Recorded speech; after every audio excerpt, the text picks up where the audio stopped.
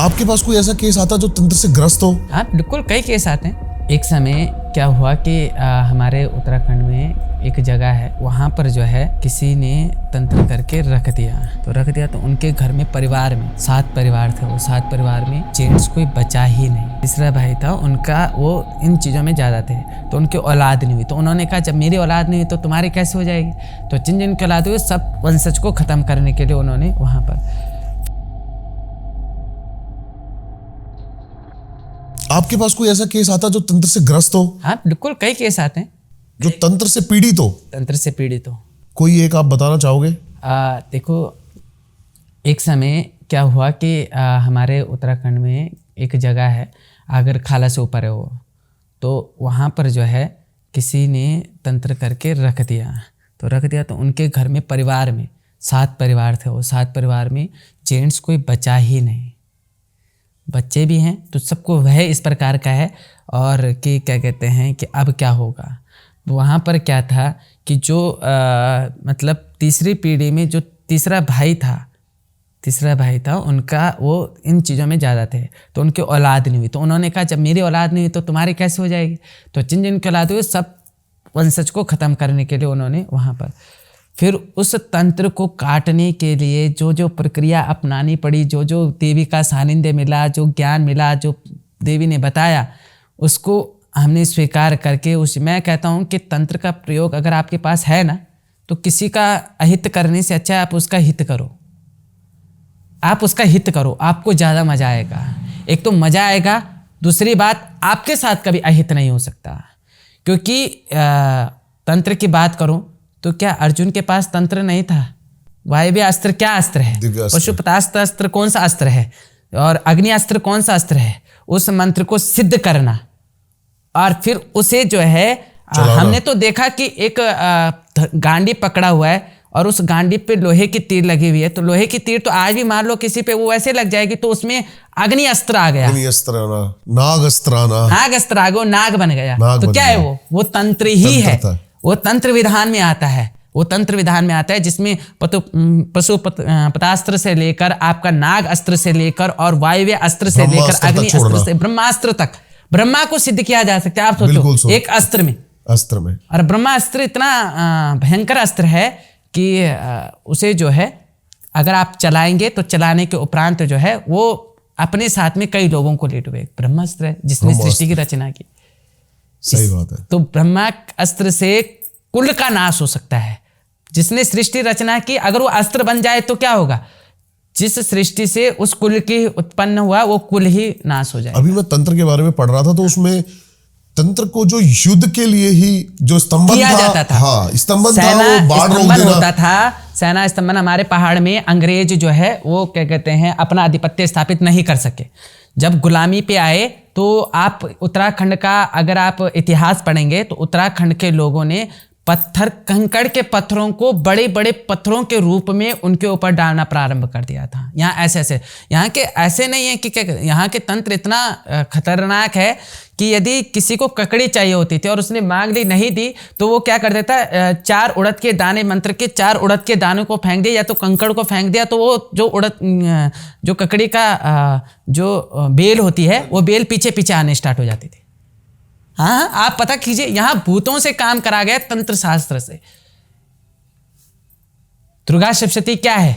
यदि दुर्गा सप्तशती को सही विधि से समझा जाए तो उसमें तंत्र ही है, सारा तंत्र है। उसमें जो प्रक्रिया है वो तंत्र प्रक्रिया है, लेकिन वो किसी के अहित के लिए नहीं। उसमें जगदम्बा ने स्वयं असुर को मारा, असुर को नहीं मारा।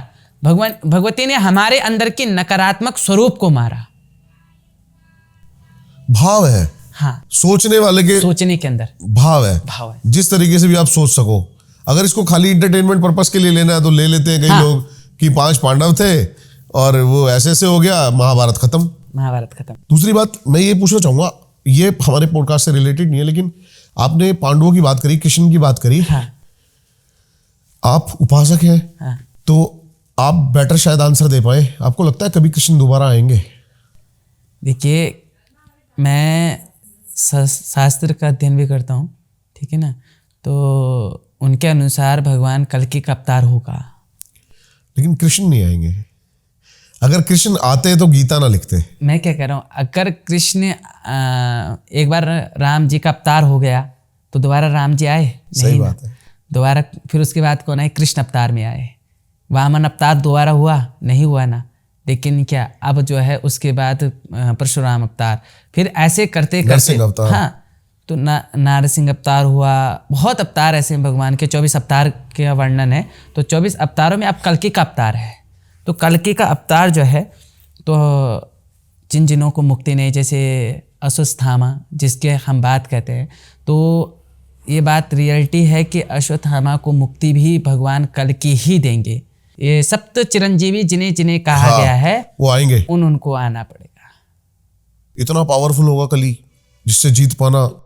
क्या कलयुग है क्या, अगर देखा जाए तो कलयुग जो है बहुत बड़ा भाव है। कहा कि सत्यम नास्ति तपा शोचम दया दानम न विद्यते, कि जहाँ सत्य नहीं होगा, दया नहीं होगी, दान नहीं होगा, तो उदरम भरणो जीवा वराका कूट भाषिणा, मतलब पेट भरने के लिए वो जो है नाना प्रकार के झूठ बोलेगा, और उसके लिए क्या करेगा, वो एक दूसरे का हो सकता है एक दूसरे का मांस काट के खा ले। अभी आपको लगता है अभी जन्म हुआ है कलयुग का? देखो ये तो चौथे चरण में कहा गया है कि जब चतुर्थ चरण चढ़ेगा तो फिर उसके बाद जो है कलयुग का ऐसा युग आएगा। चलो अच्छा है, मुझसे पहले ही चले जाएंगे तो। हाँ, उससे तो हम कहाँ जाएंगे जाएंगे कहीं नहीं, हमने भी आना है। ये मैं एक चीज़ कहता हूँ, जो लोग कहते हैं परमात्मा की शरणागति जाने से क्या होगा, हमने जीवन भर दुख झेला, जिन्होंने 80 साल तक दुख झेला होगा, अगर वो इस चीज़ को देख रहे होंगे तो उन्होंने सोचा कि यार मैंने 80 साल तक तो दुख झेला, अब जो है परमात्मा की शरणागति जाकर करूँगा क्या, भगवान ने देखा नहीं मेरे ओर। भगवान ने आपको एक आदेश दिया है कि आप जो है मेरी भक्ति करो। इस कलयुग में आपको जन्म देने का कोई तात्पर्य बनेगा नहीं। यदि आप बनोगे तो दूसरों के लिए छायादार बनोगे, फलदार बनोगे, मतलब वृक्ष स्वरूप में हो सकता है, लेकिन आपका इस युग में दोबारा जन्म नहीं होगा, इस कलयुग में जन्म नहीं होगा। नहीं तो हम घूम फिर के वहीं चल रहे हैं। जिसे आपने फूड चैन देखा होगा ना, तो ऐसे ही जो है हम लोगों की चैन चलती आएगी। हम ही अपने पितर हैं, हम ही अपने आप को पूज रहे हैं, हम ही क्या कहते हैं कर्जे में डूब रहे हैं। क्यों? हमारे पूर्व काल में जो हुआ उस चीज में। फिर हम क्या कहते हैं, क्यों कहते हैं हम परमात्मा की शरणागति आने के लिए? आप भूतपूर्व में वो सब भुगत चुके हैं, अब मत भुगतो, अब उसकी शरणागति पकड़ लो, उसके चरण पकड़ लो। अब जब आपने शरणागति चरण पकड़ लिए तो भूतपूर्व का जो भी था उसने अपने अंडर पे रख लिया। और जो मालिक होता है, अगर मालिक के हाथ में ही तो है, अगर पुराना कर्जा होगा तो मालिक चाहे तो उस कर्जे को मुक्त करा सकता है। मालिक कर्जे को मुक्त करा कर कहा मेरा वफादार है कि तू चल कर्जे को छोड़ दियो, ले क्या कहते हैं थोड़ा सा और अपने पास रख ले, ये पुण्य है, ये पुण्य अपने पास रख ले, तो ये मालिक है। आप बिल्कुल सही कह रहे हो, लेकिन इस चीज को कई लोग है ना गलत वे में ले जाएंगे।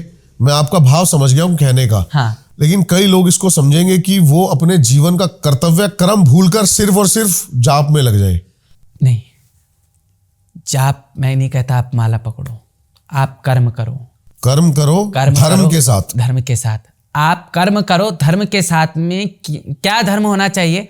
आप जो अन्न खा रहे हो ना, ये आपकी दे नहीं, आपके कर्मों ने तो आपको दे रहे हैं, ठीक है ना। आप भूतपूर्व में क्या थे? चोर थे, डकैत थे। इस समय आपको मुसीबतों का सामना करके आपको कंपनी में जाकर जो है 10,000 की जॉब करनी पड़े, जो 12 घंटे की। तो आप जब जो अन्न खा रहे हो ना, आप ये क्यों नहीं सोचते कि वो अन्न आपका नहीं है, उस परमात्मा का है। उसको आप जब मुंह में ग्रहण करोगे वो प्रसाद बन जाएगा। आप जल को ग्रहण करेंगे वो चरणामृत। मैं आपका भाव समझ गया था, मैं इसलिए कहना चाहता हूँ कि लोगों तक सही चीज पहुंचे। माला मैं ये नहीं कहता कि आप जप में बैठ जाओ, जप में, लेकिन किसी का गलत ना करो, हाँ, किसी का अहित मत करो, अहित मत करो। यहाँ पर अहित का विषय है, साथ चलो और परमात्मा को साथ लेकर चलो।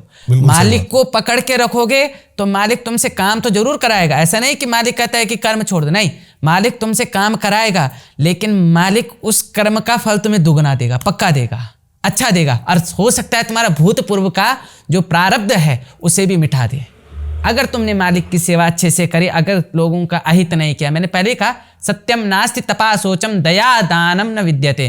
तो क्या कहते, अगर ये सब छोड़कर आप जो है परमात्मा की शरणागति में आकर अपने कर्म को कर रहे हो और अच्छे निष्ठा भान से कर रहे हो, तो उसके बाद आपको कोई भी आगे कष्ट आने वाला नहीं है। कष्ट क्या नहीं आने वाला? कि आपका दोबारा जन्म नहीं होगा। बिल्कुल सही बात है।